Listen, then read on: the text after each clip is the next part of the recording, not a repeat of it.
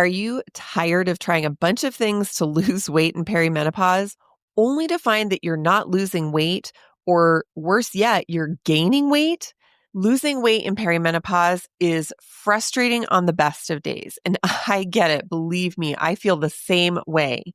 You still want to look good. You want to have tons of energy, and you want to feel more confident in the clothes that you wear, especially now that short season is around the corner. If all you needed to lose weight in perimenopause was another meal plan or more protein, you would have lost the weight by now. What you actually need is a simple system that lets you think differently about weight loss, one that helps you stay motivated and consistent, a framework that helps you uncover how thoughts and emotions affect your weight loss journey, an easy system that sets you up to lose 15 pounds in 10 weeks. And yes, that's even in perimenopause. If you are ready to stop the DIY approach to weight loss and start doing things that will actually get you the results you're looking for, the Method is the program for you. The Method is a 10-week program that helps you think differently about weight loss so you can finally drop the pounds and feel stronger, more confident, and full of energy. You'll get all the tools you need, including simple nutrition, family-friendly meal plans, and personalized fitness guidance. But the real difference is in the live, personalized coaching that helps you identify sneaky thought patterns that are keeping you stuck on your weight loss journey. With the Method, you'll boost motivation, crush those excuses, and finally reach your weight loss goals. The Method starts April 2nd, so click the link in the show notes or visit ashleymalek.com for more information and to reserve your spot. And get ready to say goodbye to those perimenopause pounds with the Method. Welcome to the Family Fork Podcast, a show about prioritizing anti-inflammatory nutrition so that you can lose weight, have more energy, and still feed your family meals that they will love. I'm Ashley Malek, and my mission is to give you simple solutions for nutrition so that you can finally reach the health and wellness goals that you have been after. Let's get started. If you are feeling ready to give up, to just give it all up, I need you to lean in and listen to this. So if you are listening to this podcast, I know that you are a woman who is probably either moving into perimenopause or is in menopause, and you're feeling all of the effects of those hormonal changes in your body. You're not sleeping well, you're tired, you're probably more agitated and edgy, and you just can't lose that weight. And what's worse is not only can you not lose the weight, but you're gaining weight and you have no idea why. Pile on top of all of that, you are overwhelmed. Oh my gosh, you're so overwhelmed with family, especially, we think that when our kids get older, they're going to be more self-sufficient, and they are, but their challenges, their needs, they get bigger and more intense. So we have to put a lot of energy into them. And you're holding down your career. You wonder all the time, am I going to be able to retire on time? Am I still even loving this job? And all the things that come with having that full-time job. If you feel overwhelmed and frozen by all of this, you probably just want to give up. You just want to give up. You want to just sell it all and, buy a tiny house on a tiny beach on a secluded island. You just want to move away and never sign on to the internet again and read all of those trashy romance novels or even all of those exciting, interesting books that you just don't have time to read right now. You want to go to your beach, go to your tiny house, seclude yourself, and just read for the rest of your life. Doesn't that sound great? If you are in this season, I just want you to know I am in that season too. I may be a health coach and I work with women to help them transform their lives around their nutrition and their health and their fitness, but I'm still a busy working mom too. And I'm susceptible to having seasons of struggle. And I have actually been feeling a lot of this in the last couple of weeks. And specifically last week, I just wanted to burn it all to the ground and quit doing everything I was doing, pick up my family and move somewhere where we could like be bartenders and play in the sand all day. If you're in this season along there with me, I want you to take a deep breath right now, just a really deep breath.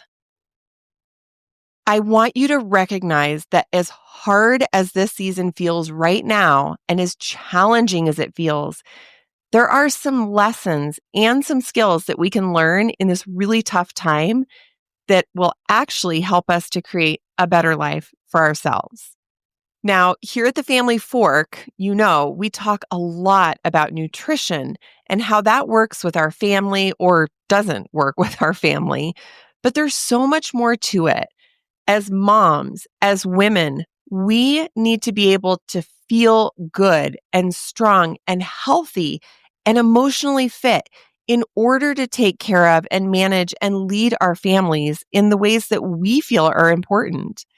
And so much of that comes from the food that we eat, but also the activities that we do together and really just how we relate as a family. So if you are feeling this intense need to just give up and quit everything, you are not in a good place to be able to feed or take care of your family in a way that will actually feel good for you.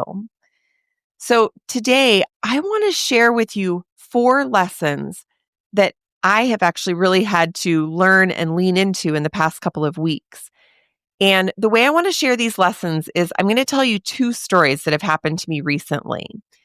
Whether your current challenges are the same or not, I know that you will relate and you'll see yourself in these stories because they all have a similar theme of overwhelm and failure and confusion about where to go next. Those are the kind of feelings that give us that sense of just wanting to give up and just quit. So let's dig into a couple of these stories and then we'll look at the lessons that we can learn from these stories and how we can use those lessons to actually create a better, more hopeful future for ourselves. All right. Now, if you have been listening to the podcast for a while, I've mentioned off and on for, I don't know, the last 4 months that I have been plagued with all of these illnesses. Soraya, my 6-year-old, she's in school. So, of course, she brings home all of the germs. And I love hanging out with my granddaughter, Charlotte, but she likes to share her toys and her food. So, that's more germs. And I work from home, so I don't really hang out with people as frequently as somebody who might work in an office. So I often feel like my immune system is just low, and I have pretty much caught every cold that comes my way. It has been really, really difficult. Well, about a week and a half ago, I was horribly sick and I decided to take myself to urgent care. My throat was killing me. It felt like I was swallowing glass every time I had to swallow. I assumed that it was strep throat, but obviously, I had to go and get a culture done. So I went to urgent care.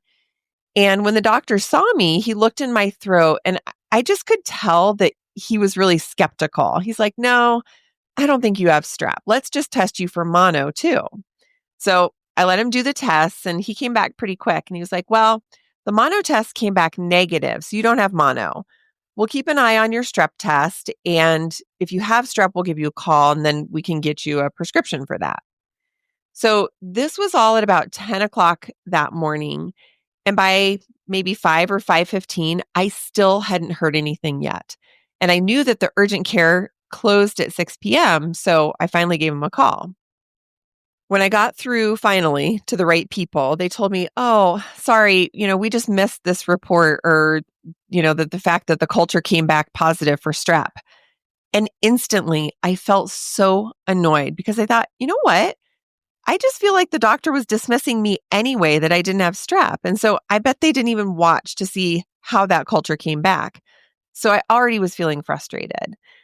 And then to make things more challenging, I have a really severe allergy to penicillin, erythromycin, and all of the derivatives. So I have to be really careful about what antibiotic I take. And with strep, that is really difficult. It's hard to find one that works for me. So when I was talking to the urgent care at 5:15 that night, they said, "Well, we'll go ahead and call in a prescription." And I had already told them about my allergies. So they were going to call in a prescription for an antibiotic that would work for me. Unfortunately, by the time they called in the prescription, the pharmacy was closed. And so I had to survive another night without any antibiotics. And I really was in a lot of pain just because they didn't call in the prescription before the pharmacy closed. So the next morning when I woke up, I got my notification that my prescription was ready, but it was for an antibiotic that has a 10% cross reactivity with penicillin allergies. Oh my gosh. So I had to call urgent care again. And this whole process went on for another 2 days. Me calling urgent care, trying to talk to the right people. And ultimately, what they recommended was that I just needed to go to the emergency room and get IV antibiotics. Can you imagine the frustration, the stress, the overwhelm, the anger? I'm just like sitting there and I'm like, I have resources at my disposal. I have experts that are helping me to navigate this path, but it still took me 3 days to get the antibiotics that I actually needed to get over my strep throat. And through this whole process, I could feel myself getting more and more negative and more frustrated and just wanting to quit, right? I just wanted to give up completely. I felt like, people were kind of helping me, but it wasn't helping me feel any better. And I wasn't getting the antibiotics yet. So my brain was just sort of shutting down. And when our brain starts to shut down like that, we are not able to think of creative solutions.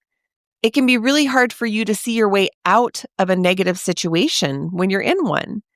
And I know for me, my nervous system, my brain, they were in full survival mode. I was really, really sick.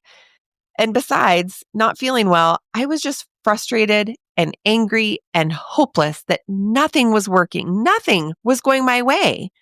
So my nervous system, it was feeling really threatened and it was just shutting down. It's in these moments that our brain starts looking for all the things that are like the worst.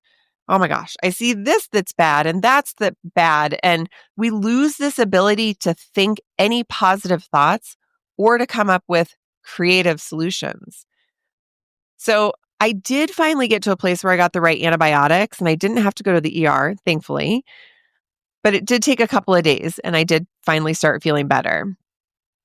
And as I started to feel better, and I was able to just take a deeper breath, I was able to feel a little bit of gratitude for having the resources and the time and the capacity to advocate for what I needed to cure my strep throat. And I kind of felt like, okay, I'm getting out of this. Maybe this is the turning point and I won't be sick back to back like I have been. Because in the meantime, I was also changing a lot of other things. I tightened up my nutrition even more. I started gargling salt water every single day, and I started drinking a lot more tea. So I was trying to do everything I could to support my body. And I felt, okay, I'm feeling better now. I've got the right antibiotics. This process is working. Hopefully, this will lead me to feeling better. All right. So I want to put that story, the strep throat story, in a bucket. And I want to tell you one more story that has happened in just the last couple of weeks. And then we're going to dive into the lessons that we can actually learn from these stories. We're going to relate them back to the stories that you have in your own life where you are feeling so challenged and frustrated and hopeless, where you just want to give up. Okay. We're going to get there. So the second thing that's been happening for me lately is that I am turning 50 in just a couple of weeks. 1 year ago, I set out with some really big goals for myself, for my health, my business, my family, of really how I wanted things to look when I turned 50. And when you put a goal out there for yourself, it just feels attainable, right? And you get excited about it. But then what happens? Life. Life gets in the way, right? Things happen. You get sick. There are challenges at work. Something happens with your family. All of these things start getting in the way of your goal. And that has really been my experience for this last year. Even though I had these big goals and I was so excited about reaching them, one of my really important to me goals was getting my body to look a certain way by the time I turned 50. Now, to be clear, I want to be fit, but for me, it's not actually about being skinny. Honestly, it's about being super strong and very healthy and very flexible. Because if you are strong and healthy and flexible, you can do a lot more in your life. I wanted to turn 50 and still be able to play with my granddaughter on the floor, walk and run with my dog twice a day, and play with Soraya and, do all of the fun things that she wants to do in the backyard, like dance and gymnastics. And I even want to try a somersault or put a cartwheel in there too. So my goal did involve some weight loss, but again, it was more about getting my body to a particular shape that felt good to me. I started struggling with this goal in November and December because that's when I started getting these like back to back colds and illnesses. I had the flu. We had norovirus over Thanksgiving. Oh my gosh, it just seemed to keep coming. And on top of that, I am fully in menopause. I had a hysterectomy about 2 years ago, and I was able to keep my ovaries, but menopause, it has fully set in. And now, just in the last couple months, I am starting to experience what a lot of women talk about, where that visceral fat around your belly just kind of hangs out there. And no matter what you do, or how you eat, or how you work out, or don't work out, or whatever, it just doesn't go anywhere. And that is frustrating. So as I got into the end of the year, and now here we are in March, I recognized that not only had I not lost weight, but my weight had actually gone up. And that was incredibly frustrating. So I tried some different approaches that I like to use with my clients and my students because honestly, there are so many different levers we can pull around weight loss.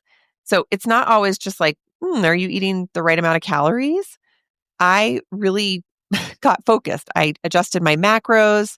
I tried carb cycling, which has worked for me in the past. Carb cycling is where you eat a couple of days in low carb and then you eat a day in high carb and then you keep repeating that cycle.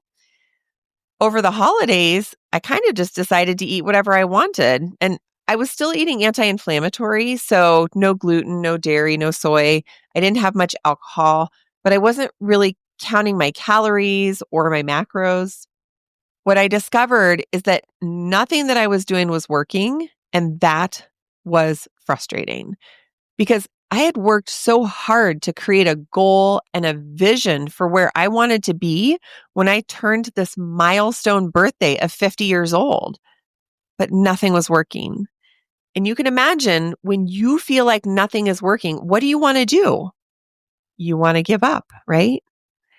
And just like we talked about in the strep throat story, when nothing is working and you feel frustrated, you feel like you have tried absolutely everything to, like in this case, lose weight and nothing is working, you just want to quit. In these moments, you lose your capacity for creative solutions. You don't hold yourself accountable to fully understand, gosh, where are things breaking down? Why isn't this working? You aren't able to get curious and say, am I tracking correctly? Is there something different that I need to do?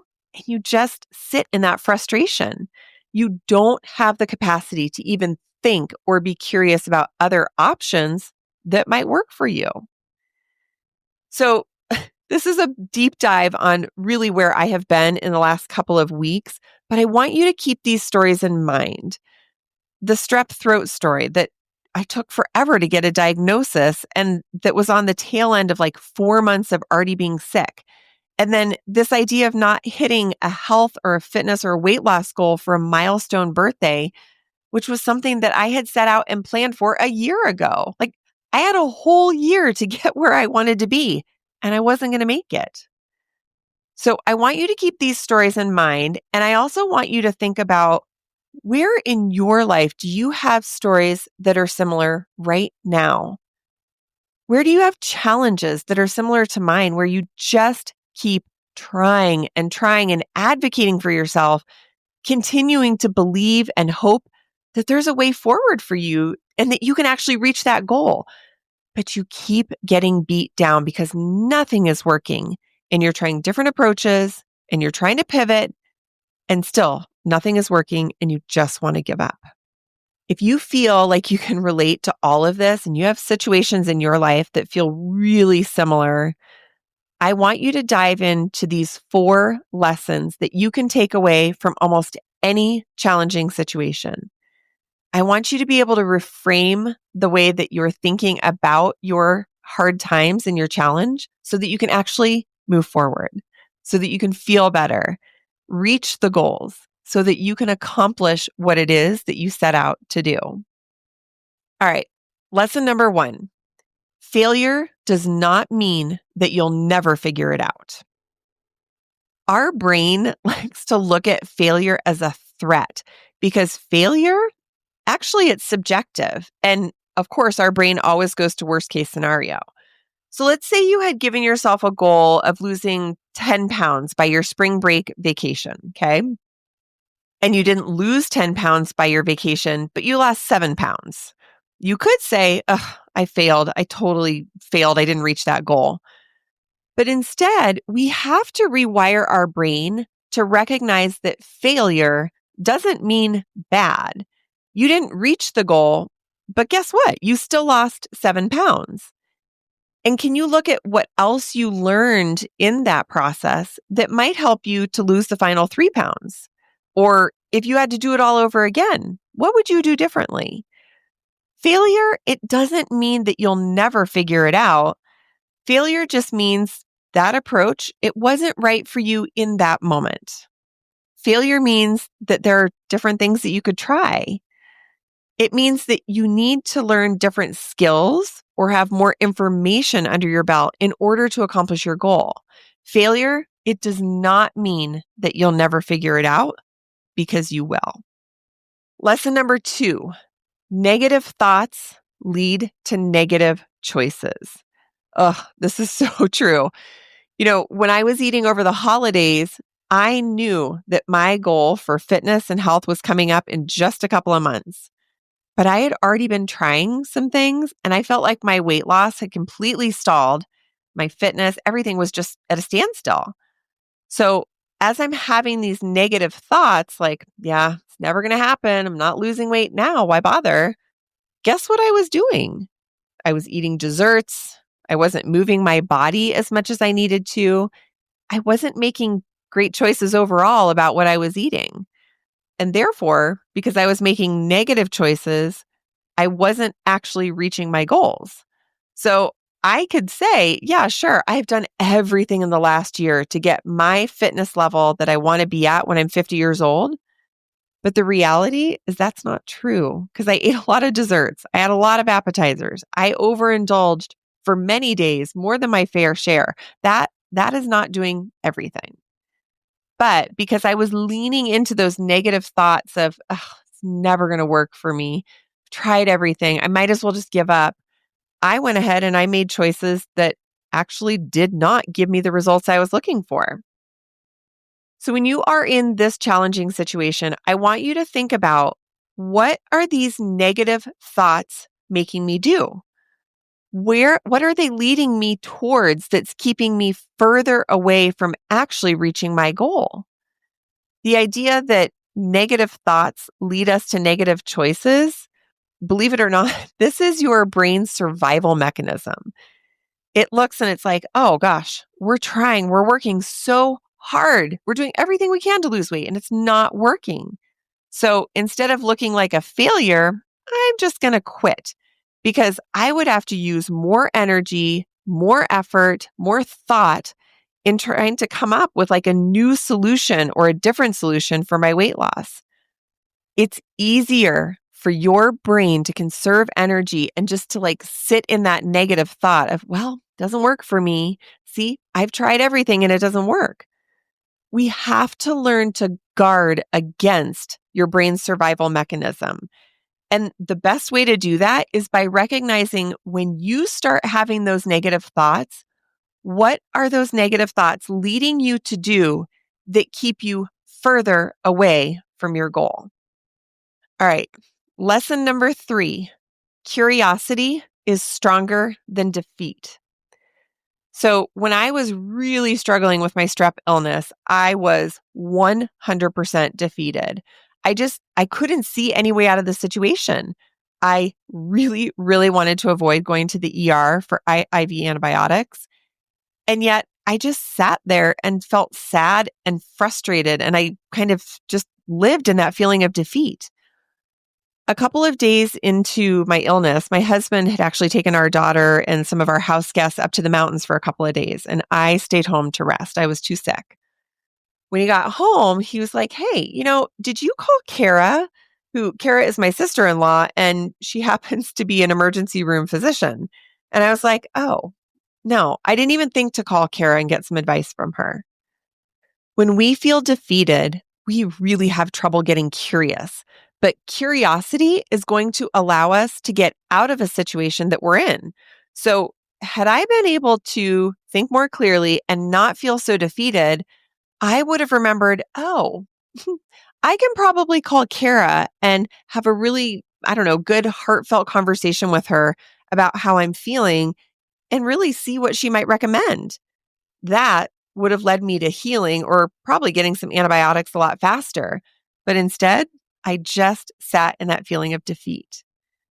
So remember, when you feel defeated and you feel frustrated, like there's no future or no hope of going forward, this is when you need to lean in to finding ways to get curious.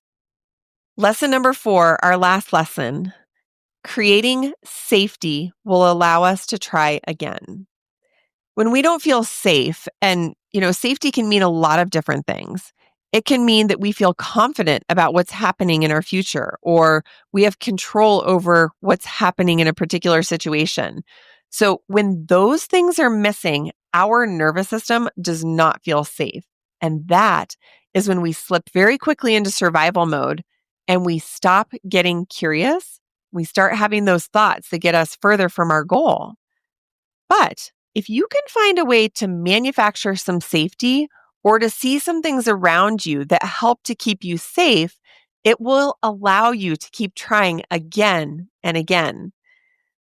When it was February, so just a couple weeks ago, and I was looking at my weight and my fitness goal for my 50th birthday, it was really important for me to recognize I was still safe. I actually did have resources at my fingertips that I could use to keep working and figuring out, like, okay, what other levers do I need to pull for weight loss? What other levers do I need to pull for flexibility and strength training? Who do I need to talk to? And as I started feeling like I could create this safety net of people, resources, the fact that I'm able to buy food that I need and that I want, the fact that I have a supportive husband who would just wrap me in hugs while I was crying and then help me put myself back together. I looked at all of that and I started recognizing that I'm safe. I have a safety net. I have resources and people and tools that will keep me safe. And by recognizing that, it made it a lot easier to say, okay, it's February. I am not going to be at the fitness level that I wanted to be at for my 50th birthday, but I'm safe and I can continue to keep trying and trying and trying again so that I will eventually reach my goal. It may not be on my 50th birthday, but like we talked about, failure doesn't mean that we'll never figure it out. So I continued to uncover some things that helped me to feel safe. I have what I need. I can be more calm and more patient about reaching my goal, and I will get there eventually. So, as a takeaway from this episode, I really need you to write down these 4 lessons on a note card, and I want you to put them on your bathroom mirror. And I want you to take time every day to really reflect on these lessons and how you can apply them to whatever challenging situation you are in right now. So, let's review them so you can write them down, okay? Number 1, failure does not mean that you will never figure it out. Number 2, negative thoughts lead to negative choices. Number 3, curiosity is stronger than defeat. And number 4, creating safety will help you to try again and again and again. If you are in the season where you are so ready to throw your hands up and just give up and sell everything and move to a tiny beach house and read all of the books, I really want to encourage you not to give up. There are lessons in these challenging times that you're experiencing right now. And if you can guide yourself to feel safe, you'll recognize that you're not failing. You're just learning your way through this journey. You are going to come out on the other side feeling so much stronger and more confident and probably healthier and more able to handle what continues to come your way. This is life, right? Nobody gets out without a scratch. So I want you to just feel my love and encouragement coming your way. I really don't want you to give up. I want you to put these lessons on your bathroom mirror and let them serve as a daily reminder that you will be okay. I promise you will make it. Thank you for listening today. I am so grateful to spend this time with you. Be sure to connect with me at ashleymalik.com, where you can explore free resources, meal plans, and more. And if you found today's episode valuable, please share it on your socials so that we can help more midlife women reach their health and wellness goals. See you next time.